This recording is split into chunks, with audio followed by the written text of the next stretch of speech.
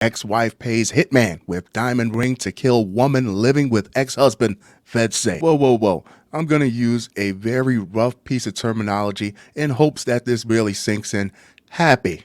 What if he's legitimately happy? That doesn't mean anything to you. You know what's more disrespectful than anything? That she didn't even include him in the hit job. Like as soon as she gets that home wrecking hussy out of the way, he'll fall right back in the line, no questions asked. A woman believed her family was ruined by her ex-husband's affair with another woman and tried hiring a hitman to make her disappear completely. There's no such thing as hitman, according to federal court documents. I just want her gone and not ruining my family no more. The Idaho resident wrote in messages to the hitman, who was actually an undercover agent. Big surprise. Last May court documents show Deanne Parkin met with the agent in June to provide a payment to have the woman killed, according to an affidavit which says she paid with a diamond ring she said was worth $1,500 as well as $100 in cash. When the agent posing as the hitman asked Parkin if she hoped her ex-husband would come back to her after the job was completed, Parkin said, "Yeah, that would be nice." An affidavit says. Could she have really been that arrogant? Are women really that arrogant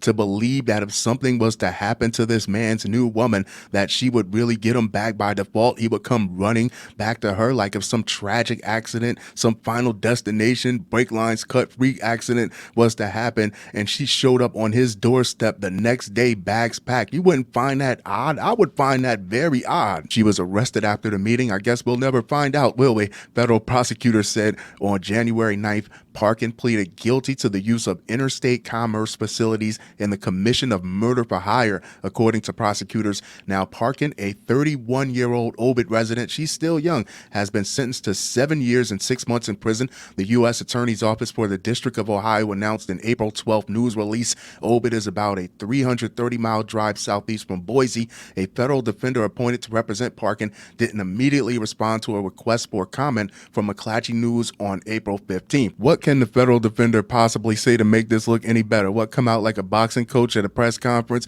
Yeah, she took a couple hits early in the case. She really doesn't like to lose. She's very competitive, and she really feels like that home-wrecking heifer has no claim to the title of her ex-husband. On May 23rd, a source alerted agents with the Bureau of Alcohol, Tobacco, and Firearms and Explosives, now explosive to ATFE, that Parkin was reportedly soliciting a murder. According to prosecutors, the source runs a parody website offering murder for hire services. According to the affidavit, it's so hilarious, it's almost unbelievable that this is common.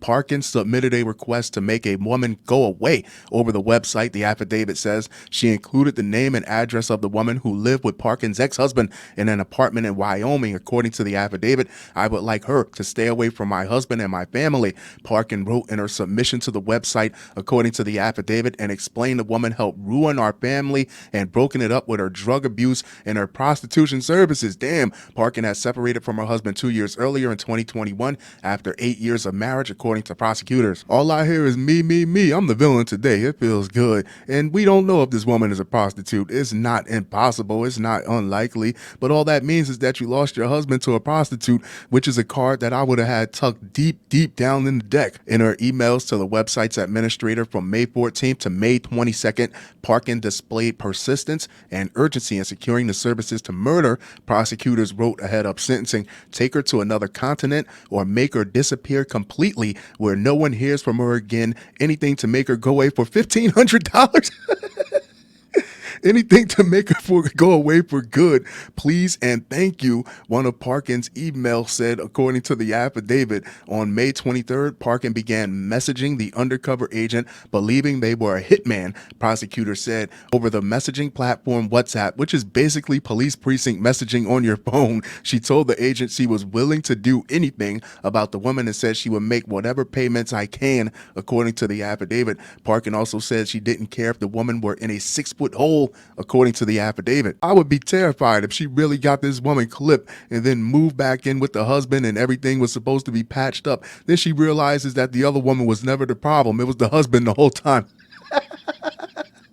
Now he has to go. What happens then? On June 6, Parkin agreed to meet the undercover agent who recorded their conversation. The affidavit says, in discussing a method to kill the woman, Parkin suggested whatever is easiest, according to the affidavit. When the undercover agent mentioned the woman's child, Parkin was calloused in her attitude toward the potential of the woman's minor child being harmed.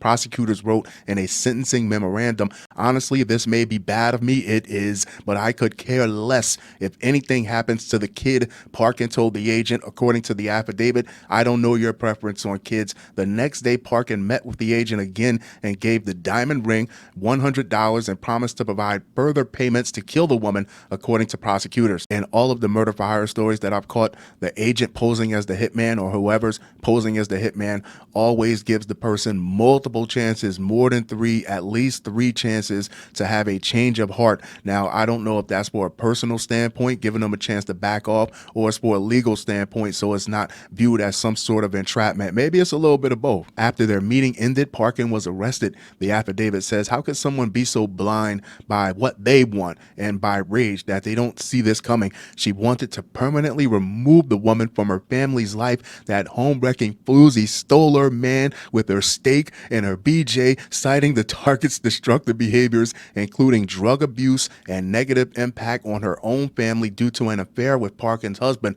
Prosecutors wrote in the sentencing memorandum, Parkin's prison sentence will be followed by 3 years of supervised release. According to prosecutors, the act of murder is in itself a heinous crime. ATF Seattle Special Agent in Charge Jonathan Blyce said in a statement, but the act of attempting to hire someone to commit murder is that much more egregious. There you have it, kids. Deanne Parkin. Don't let your side chick turn your main chick into that type of villain.